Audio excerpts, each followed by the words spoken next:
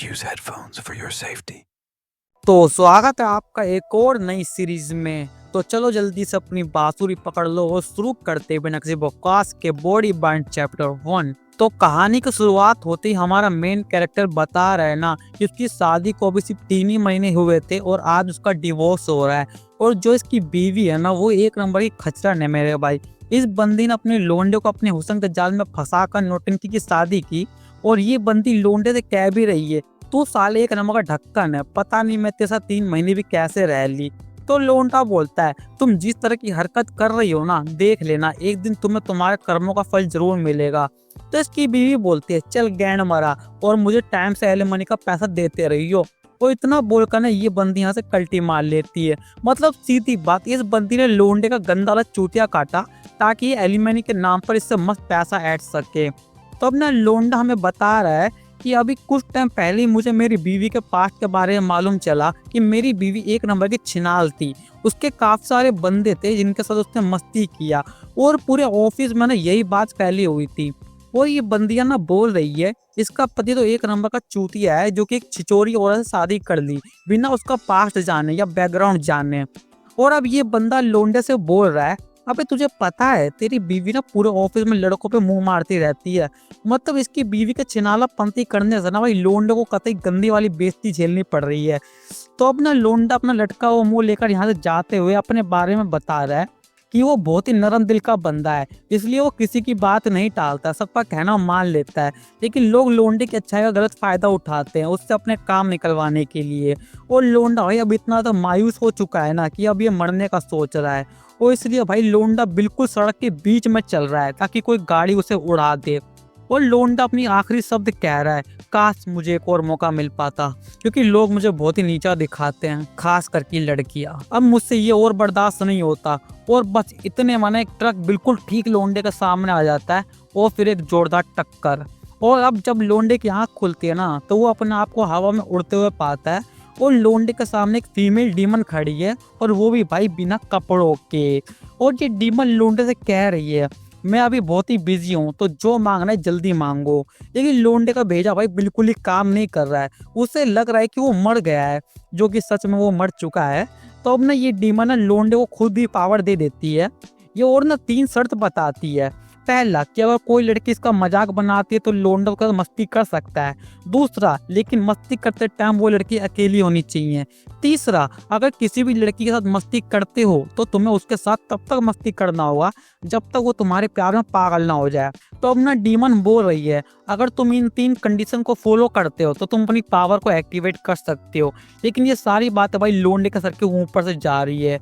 तो डीमन बोलती है अबे तुम यही तो चाहते थे कि हर उस लड़की को बजाना जो तुम्हें नीचा दिखाती है।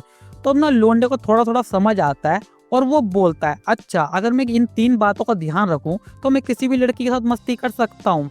तो अब ना डीमन बताती है ना कि पावर को एक्टिवेट करने के लिए ना तुम्हें एक शब्द बोलना होगा ओबे। और लोंडा सोच रहा है अबे यार ये क्या हो रहा है, क्या मैं कोई सपना देख रहा हूँ या फिर मैं सच में मर चुका हूँ। अबे हाँ ढक्कन तू मर चुका है।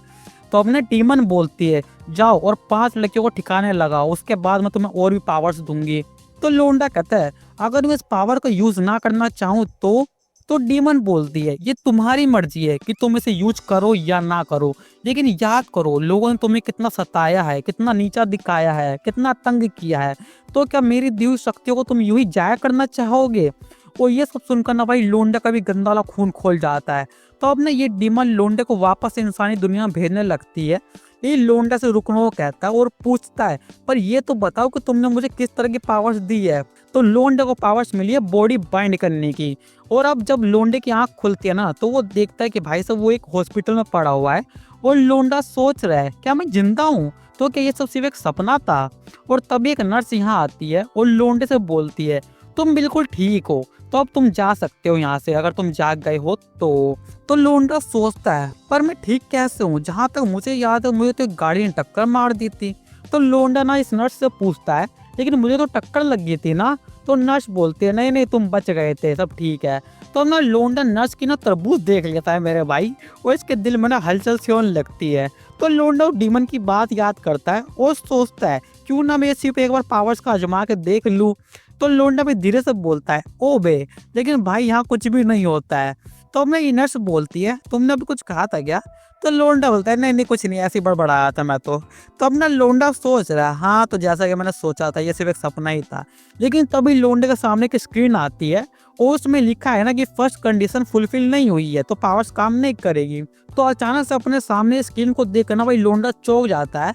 तो ये नर्स ना लोंडे का अजीब सा बना हुआ मुंह देखकर बोलती है क्या हुआ, सब ठीक तो है ना? तो लोंडा समझ जाता है ना कि ये सिस्टम बॉक्स ही मुझे ही दिखाई दे रहा है। तो लोंडा नर्स से बोलता है नहीं नहीं कि वो बिल्कुल भी ठीक है, कुछ नहीं हुआ उसको। तो अब ना लोंडा अपने घर आ जाता है और लोंडा ना भाई अभी भी इस बात को झुठलाने की कोशिश कर रहा है कि उसके पास सुपर पावर्स है। तो अब ना घर में आने के बाद ना लोंडे को एक कचरा दिखता है जिसमें उसकी शादी की एक फोटो है। और लोंडा कह रहा है मैं इन सभी चीजों को फेंक दूंगा और एक नई जिंदगी शुरू करूंगा। तो अब ना लोंडा आराम से सोफे पे लेट जाता है और सोचने लगता है कि क्या वो सच में सिर्फ एक सपना था या फिर ऐसे ही कुछ भी। और तभी ना लोंडा को भाई बहुत जोर जोर से ना गाने की आवाज आने लगती है और लोंडा बोल रहा है ये मेरे ऊपर वाले फ्लोर में रहने वाली लड़की ना फिर से शुरू हो गई। तो अब ना काफी देर तक इतनी तेज आवाज सुनकर ना भाई लोंडे का पारा काफी ज्यादा हाई हो जाता है और वो ठान लेता है ना कि आज तो उस लड़की को सुना के आएगा। तब ना लोंडा उसके घर जाकर दबा के बेल बजाने लगता है बार बार। और अब जब दरवाजा खुलता है ना तो उसके सामने एक बेहद ही खूबसूरत लड़की खड़ी होती है जिसने सिर्फ भाई बरा और पैंटी पहनी हुई थी। और इस बंदी का नाम ना जिया है। और लोंडा ना भाई इस बंदी को देख कर पूरा पागल ही हो जाता है। वो तो भूल ही जाता है कि वो क्या कहना आया था, लेकिन फिर भी वो याद करता है और बोलता है अरे तुम बहुत यार शोर मचा रही हो, मुझे दिक्कत हो रही है तुम्हारी इस आवाज से। तो ये बंदी बोलती है देखो मैं एक स्ट्रीमर हूँ और मैं ना रिहर्सल कर रही हूँ तो प्लीज तुम थोड़ा कॉम्प्रोमाइज करो ना यार। तो अब ना ये बंदी ना भाई लोंडो को जबरदस्ती अपने घर में ले आती है और बोलती है मुझे ना वहाँ पर्दे लगाने हैं, लेकिन मैं अकेले नहीं कर पाऊंगी तो तुम ये कर दो मेरे लिए। तो मैं लोंडा सोचने लगता है आखिर ये औरत मुझे समझती क्या है। मैं जब भी इसके घर शिकायत करने आता था ये मुझे नीचे दिखाती थी। यहाँ तक कि इसने मुझे ये भी बोला था कि अगर मुझे इन आवाज़ों से दिक्कत है तो मैं घर छोड़ दूँ। और यहाँ तक कि मेरी बीवी ने ही मुझे चूतिया बनाया और अब मुझे उसे एलिमनी भी देनी है। और तो और ऑफिस में ही मुझे फालतू हुए काम करवाया जाता है। लोग मुझे कमज़ोर समझते हैं क्योंकि मैं उनकी सारी बातें मान लेता हूँ। वो मेरी नेक दिली का फ़ायदा उठाते हैं। आखिर मैंने ऐसा कौन सा पाप किया है जो मेरे साथ ऐसा किया जा रहा है। और ये सारी बातें सोच कर ना भाई लोंडे का खून खोल उठता है और वो कहता है अब और नहीं, अब मैं किसी की भी बात नहीं मानूंगा। और अब ना ये बंदी ने भाई एक पेटी में से टेप निकाल दी होती है। तो लोंडा ना भाई वही चीज देख लेता है जो तुम सोच रहे हो। और लोंडा सोचने लगता है कि जरा सोचूं तो इस बंदी ने मुझे नीचा दिखाया और ये अकेली भी है, इसका मतलब दो कंडीशन फुलफिल हो रही है, इसका मतलब मैं अपनी पावर का यूज कर सकता हूँ। तो लोंडा ना भाई बड़े डर के साथ ना धीरे से बोलता है ओ बे, लेकिन ये काम नहीं करता। और ये बंदी पूछती है तुमने कुछ कहा क्या? तो लोंडा सोचता है शिट यार, लगता है मैंने कुछ ज्यादा धीरे से बोल दिया। जब तक ये बंदी मेरी आवाज सुन नहीं लेती जादू काम नहीं करेगा। तो इस बार ना भाई लोंडा फिर जोर से चिल्ला के बोलता है ओ बे।